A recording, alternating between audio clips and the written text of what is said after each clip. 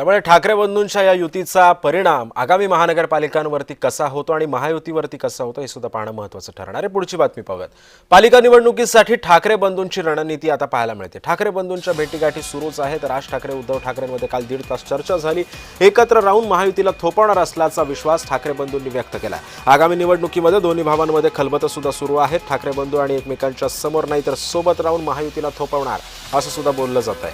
विधानसभा निवडणुकीवेळी झालेला समन्वयाचा अभाव टाळण्यासाठी आगामी निवडणुकीसाठी दोन्ही भाऊ चर्चेच्या मैदानामध्ये उतरल्याचं पाहायला मिळतंय। ऐन विधानसभा निवडणुकीच्या वेळी ठाकरे बंधूंमध्ये समन्वयाचा अभाव दिसून आला होता। वरळी आणि माही मतदारसंघांमध्ये हा समन्वयाचा अभाव दिसून आल्यानं मराठी मतदारांमध्ये संभ्रम निर्माण करण्यात आलेला होता। आता स्थानिक स्वराज्य संस्थांच्या निवडणुकीसाठी दोन्ही भाऊ चर्चेच्या मैदानात दिसून आल्यानं आता मतदारांमधला संभ्रम सुद्धा दूर होण्याची शक्यता आहे। चांगलं आहे, दोन भाऊ एकत्र आले तर ते कोणत्याच माणसाला वाईट वाटणार नाही। पण त्यांच्या युतीचा भारतीय जनता पक्षावर आणि महायुतीवर थोडासाही परिणाम होणार नाही।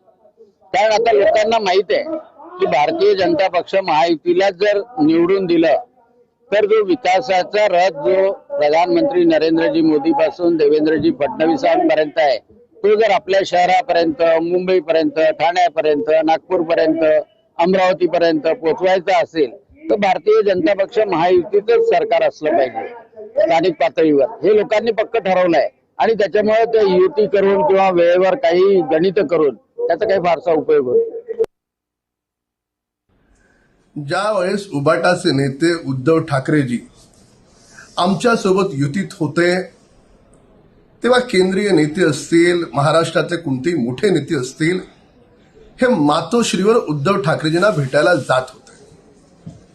पण ज्या दिवसापासून त्यांनी हिंदुत्वाचा विचार सोडला आणि आमची साथ सोडली त्या दिवसानंतर मातोश्रीची काय वेळ आली, त्यांना स्वतःचा बंगला सोडून मग कधी सोनिया गांधींच्या दारी किंवा अन्य नेत्यांच्या दारी त्यांना स्वतः जायला लागलं।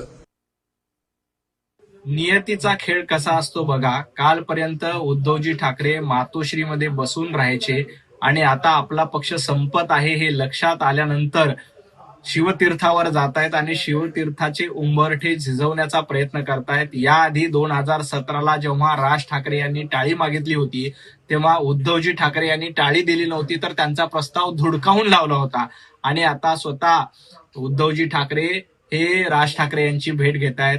भारतीय जनता पार्टीला याचा काहीही फरक पडणार नाही। भारतीय जनता पार्टी ही कार्यकर्त्यांसोबत आणि मुंबईकरांसोबत उभी आहे।